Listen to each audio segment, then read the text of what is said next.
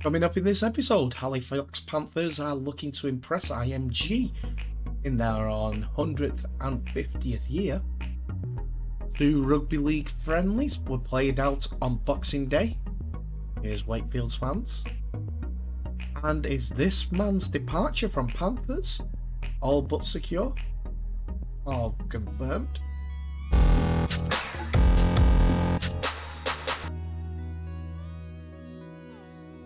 Hello ladies and gentlemen, and welcome back to the channel Held Dominance. Anthony here. Please remember to like and subscribe, and also click that notification bell if you're enjoying what you're seeing and if you want to continue seeing more. Well, we're coming up to the end of the new year, but the stories still come out, as this time we're going to have a look at Penrith Panthers, as it's being speculated that Stephen Crichton will be what's called going to market when his negotiation period comes up in November next year, due to the new salary cap constraints that are going on. According to the Sydney Morning Herald's Dan Wheeldler, anyway, I'll get that name pronounced correctly later on, the Panthers have conceded that they won't be able to have the money to match any significant offers from rival clubs from their premiership winning back. The club is paying the price for their ongoing success, 2 premierships and 2 minor premierships, as well as 3 grand finals in 3 years, and are trying to reward as many players as possible in the way that they deserve. Crichton has been strongly linked to the Canterbury Bulldogs. The club need a top quality fullback, and Crichton has the ability to have just that. In negotiations, Matt Cameron, Penrith District Rugby League Football Club Chief Executive, has had with Stephen's manager, he has made it clear he wants the chance to play at fullback, and the spin-off of that is that he likely wants fullback money. Panthers Group Chief Executive Brian Fletcher said, "We respect that and understand his desire to go to the market. We don't have the money we anticipate he will command. And if that happens, we understand, but we already have one of the best fullbacks in the RL, Clive Churchill medalist Dylan Edwards, so it's hard to see how Stephen can play fullback with us. He'll be with us in 2023 regardless." Crichton has had a wow of a year. Of course, he scored a crucial interception try in Penrith Panthers' 14 points to 12 win over the Rabbitohs in 2021, and in the decider, and grabbed another as they went back to back last season with their big win against Parramatta. He also became the heartbreaker of all heartbreakers to Englishmen up and down the country, as he scored a 4-pointer for Samoa in a recent World Cup from an interception yet again in the semi-final, and scored a 4-pointer in the World Cup final loss, as well as kicking that drop goal. Crichton has indeed been linked with other clubs, but his history with ex-Penrith Panthers assistant coach Cameron Ciraldo, who made the switch to the Bulldogs as their new head coach, could be seen as a logical step for Crichton, who will be the main interest once the season comes to an end next year. So for now, they're looking forward to the 2023 season, but don't be surprised if they make moves for another centre ready for 2024, and Crichton being announced as a Canterbury Bulldogs player when November comes. Well, when it comes to the end of the season.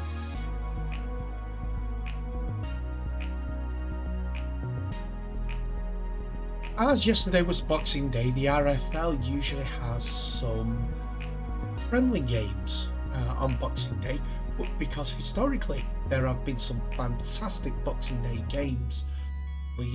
Wigan versus Saints was always a regular memory in the 90s, from what I can dredge up from that grey matter back behind my eyes. There were actually 2 games played on Boxing Day, but neither of them played in Lancashire, I'm afraid. But there were some good points and some good results for all involved.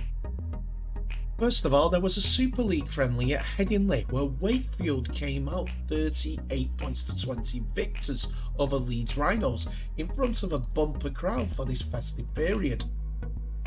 9,143 hardy rugby league fans went and saw Trinity overcome the Rhinos after what was a positive and competitive first half. The start to this season has bit of similarities of what happened at the beginning of last season, but now it's in the friendlies, as James Donaldson of Leeds Rhinos was the first person announced with a new sponsor to be heading to the bin for 10 minutes after what was described for a dangerous tackle on the 10th minute. There was no scoring until the 20th minute, but as Donaldson was coming back on the field, Jay Pitts opened the scoring for Wakefield as the visitors made their numerical advantage count. For a try that wasn't converted. This was followed up on the 27th minute when Reece Lynn scored a second try for Wakefield, but the conversion also went wide from wide out. One of Leeds' latest signings, James McDonald, went over after supporting the break from Ash Hanley down the wing to race in for the touchdown. Hanley added the extras to make it 8 points to 6 on the 31st minute. This was followed up by a superb team try for Leeds as it was finished by Liam Tyndall, as Myler took the play down the short side, still took plenty of finishing by the winger, but he went in for the try. Turner on kicking duty misses from the touchline attempt, but it was 10 points to 8. But it was Wakefield who got the last laugh at the half as Max Jowett went over just before half time and adds the conversion to make it 14 points to 10. Didn't take Leeds long to get in the stride in the second half as Morgan Gannon went over on the 42nd minute as he went over for a try, but the kick wasn't successful. So it was all square at 14 points to 14 before Cruz Leeming scored at the 49th minute. A nice pass from Leon Ruin as he takes the ball to the line before passing back inside for Cruz Leeming to score. Before the former skipper, shall we call him, went off for an injury. Mackenzie Turner did add the conversion, and as we're coming up to the final quarter, Leeds were leading 20 points to 14 in this ended encounter. Renner Fatani went over for Wakefield to put them back into contention in the game, as Wakefield had been causing all the attacking impetus and putting pressure on the Leeds line, and they finally gave up. The conversion from Butterworth was added and it was 20-20 with 15 minutes to go. The pressure kept on for Wakefield as Leeds were backing themselves further and further towards their own line, and Kershaw went in the corner as Kershaw collected a crossfield kick to score. Butterworth missed the conversion, but it's 24 points to 20. And Wakefield went in not long after as Crowther scored for Wakefield as they moved the ball wide from a penalty after Rhinos drop out and was adjudged to have not gone 10 metres to sustain Wakefield pressure. What saw them with 5 minutes left to go at 28 points up. 28 points to 20 up against Leeds Rhinos. Kershaw went over again for his second before Gaskell added the conversion to make it 34 points to 20. And a late flurry of points came from Wakefield to make it 38 points to 20 from Lewis Murphy as the flying winger went over. A good day for Wakefield, There were a few injuries that needed to be looked at from the Leeds point of view, but most of them said they were saying was knocks. But a Boxing Day win for Wakefield, could that be the sign of things to come?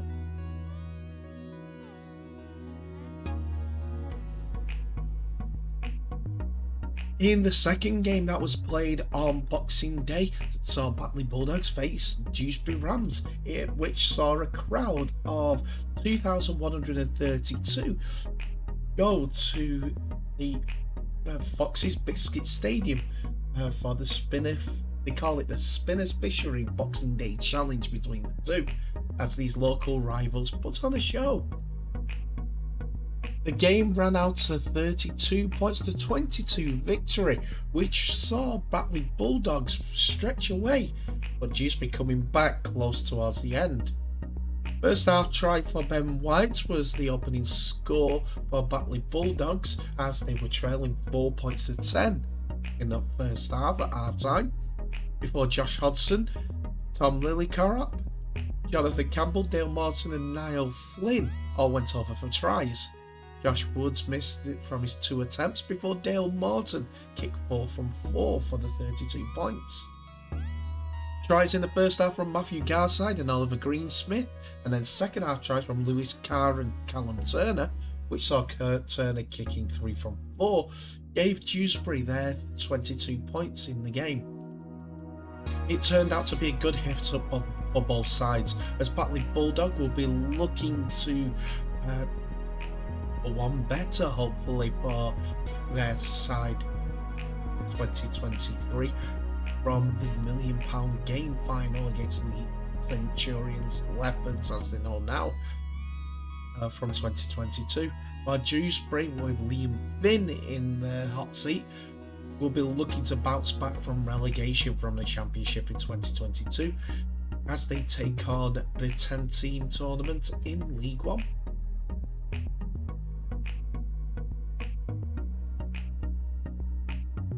And finally, as teams are winding down their activity on social media as they head into the festive season and their own upcoming pre-season friendlies, clubs like Championship Club Halifax have shared their review of the year with their fans.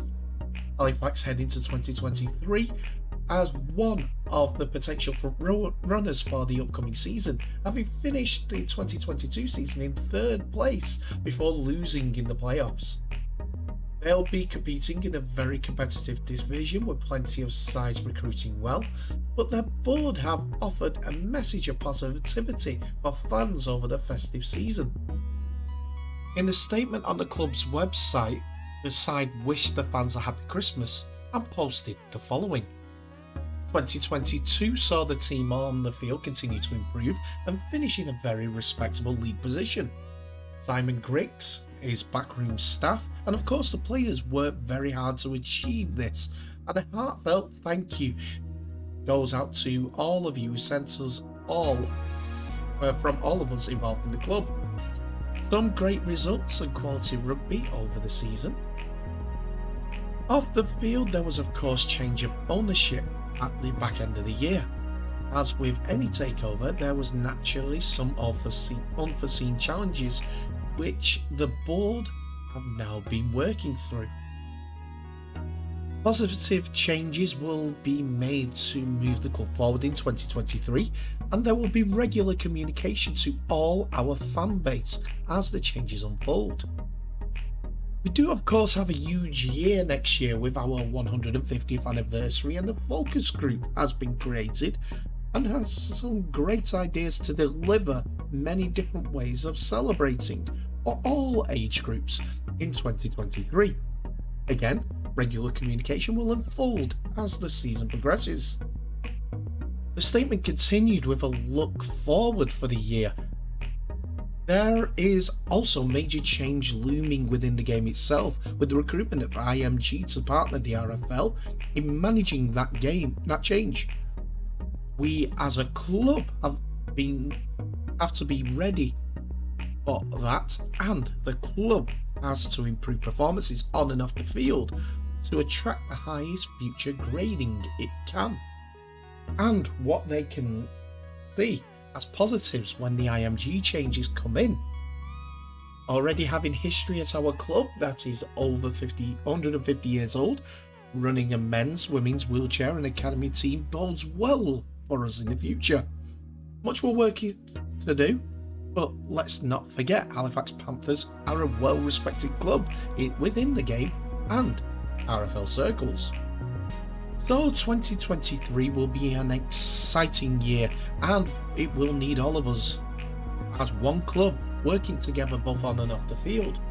Simon has worked hard on his team building and retention for 2023, and the board have backed that. We want to continue that recruitment and add further quality to the side over time. We also want to invest every penny fans, sponsors, etc. donate to the club into building not only the squad on the field, but also professionalising the infrastructure of it.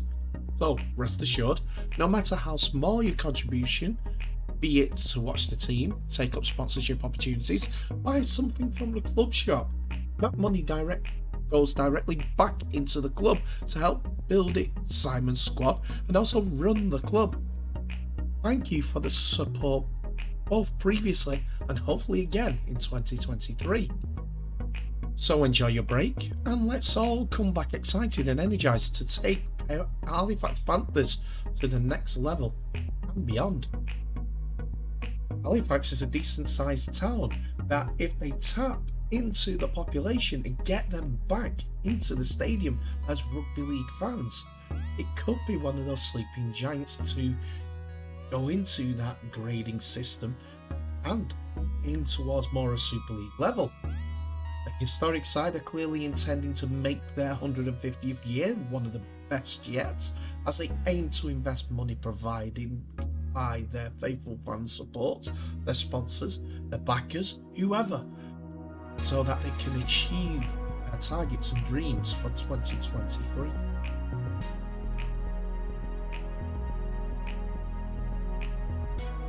And that's it for another episode, ladies and gentlemen. Thank you so much for watching. Please remember to like, subscribe and share this video worldwide, as well as clicking on that notification bell for any updates on new videos that may be coming your way in the future.